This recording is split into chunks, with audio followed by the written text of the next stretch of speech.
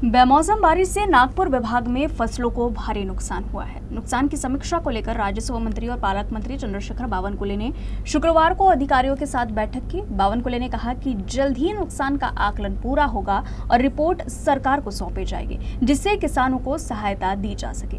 इसी के साथ बावनकुले ने भाजपा नेता सुधीर मुनगंटीवार के बयान को तोड़ मरोड़ कर पेश करने का आरोप लगाया।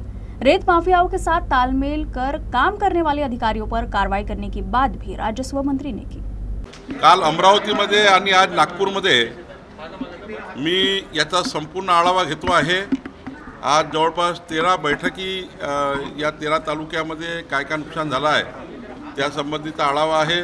माननीय मुख्यमंत्र्यांनी सूचना दिल्या आहेत सर्व मंत्री महोदयांना की तातडीने नुकसान जे झालं आहे शेतकऱ्यांच्या अवकाळी पावसामुळे तातडीने कलेक्टरकडे बैठक लावाव्या, तातडीने सर्वेक्षण करावं आणि हा रिपोर्ट तातडीने सरकारकडे सादर करावा, जेणेकरून सर्व शेतकऱ्यांना नुकसान भरपाई देता येईल।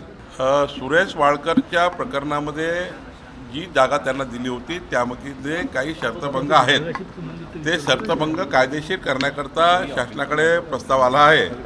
शेवटी एखादा आपण भूखंड कुणाला देतो तेव्हा नियम अटी टाकून देतो आणि एखादा शर्तभंग झाला असेल त्यावर मग शासनाची त्या ठिकाणी भूमिका असतं की शर्तभंग रेग्युलाइज करायचा का काय करायचं। जी काही त्रुट्या असतील त्या त्रुट्या शासनाकडे पाठवतील तिथले जिल्हाधिकारी आणि त्यावर शासन निर्णय घेईल।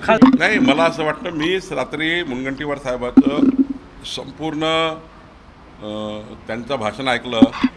भाषणाला ट्विस्ट करण्यात आला आहे, भाषणाला ट्विस्ट करण्यात आलं। त्या भाषणात कोणतरी उल्लेख केला की मुनगंटीवार साहेबाचं प्रमोशन झालं पाहिजे।